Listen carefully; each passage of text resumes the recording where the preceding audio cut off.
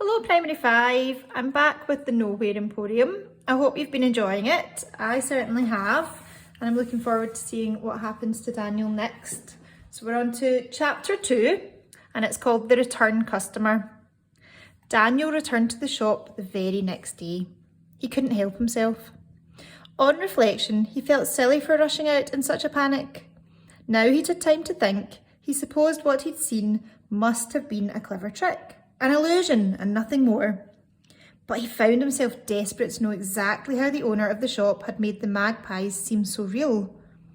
He spent breakfast trying not to look at Spud Harper, who made threatening gestures at him across the dining hall for the entire meal. Slipping out during the rush after breakfast was easy. Lost in the flow of the crowd, Daniel darted along to the kitchens, where the back door was always open, to let out the reek of chef's cooking. The world was bathed in Sunday sunshine, the sky endless blue. Daniel retraced his steps from the previous trip, passing the butcher shop, breathing the smell of sawdust and raw flesh, and found himself back in the gargoyle-lined street. For a moment he was worried that he'd dreamt the whole thing, but then he saw black bricks glistening in the light of the sun, and a grand arched doorway and a golden sign. The Nowhere Emporium. The closed sign was still displayed on the door. Daniel stared at it, arguing with himself, knowing that he shouldn't try to enter. But something about the shop was pulling him in. His hand trembled as he reached for the handle. The door was not locked. He pulled it open and felt warmth spilling from the shop. Inside, it was exactly as he'd left it. There was no sign of the owner, no hint of the silver birds. Daniel examined the column of books where the magpies had landed. Then, treading softly, he made his way towards the red velvet curtain to the spot on the floor where the birds had fallen and smashed into rubies. The light in the place was dim. He had to drop it to his knees to inspect the floor.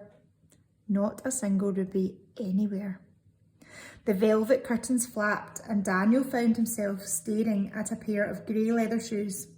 He looked up into the eyes, the colour of angry thunderclouds, eyes that did not leave him, not even for the briefest moment. Silence. The shop owner's brow furrowed. He rubbed at his temples. He opened and closed his mouth several times, but no words escaped. He blinked, turned around and retreated through the curtain. Then he poked his head back into the shop, as if checking to see if Daniel was really there. Eventually, he burst through the curtain and stood inches from Daniel, stooped over so that they were eye to eye. He smelled like the pages of old books. "How can I help you?" he said. His voice was calm, but the look in his eyes suggested that a storm was erupting somewhere in his brain. Daniel said, "I just wanted another look around. Is that okay?" The man craned his neck so that his face was even closer to Daniel's. He narrowed his eyes and whispered, "You remember this place?" "Yeah, I was only here yesterday." The man grabbed him by the wrist and rushed over to his desk.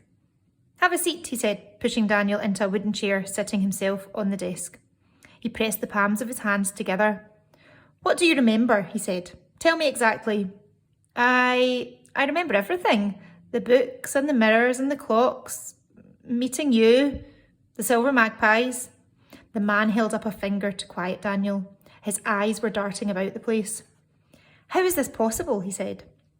"I'm sorry," said Daniel in confusion. "Have I missed something? How is what possible?" The man leapt to his feet. "Which children's home are you from?" he asked. "St. Catherine's," said Daniel. "It's only a few streets away." The man nodded. "Have you ever noticed strange things happening around you? Lights flickering, mirrors smashing, that sort of thing?" "No, why?" "No reason," said the man with a casual wave of his hand. Then he grabbed Daniel and pulled him from the chair, ushering him towards the door. "Listen, Daniel Holmes, we're closed, as the sign on the door so clearly states, so I think you should be toddling off home." "But..." And with that, Daniel was pushed out into the street, completely stunned by what had just happened. On the other side of the glass, the owner stared at him for a moment, and when Daniel blinked, he was gone. Daniel began to trudge down the street, hands in pockets, aiming kicks at the occasional stone. If he had looked around at the correct moment, he might have noticed the door of the Nowhere Emporium opening a fraction and an ashen hand tossing 2 silver birds into the air. He might also have noticed that these birds flew from rooftop to rooftop, perching on stone angels, watching his every step as he made his way back to St. Catherine's.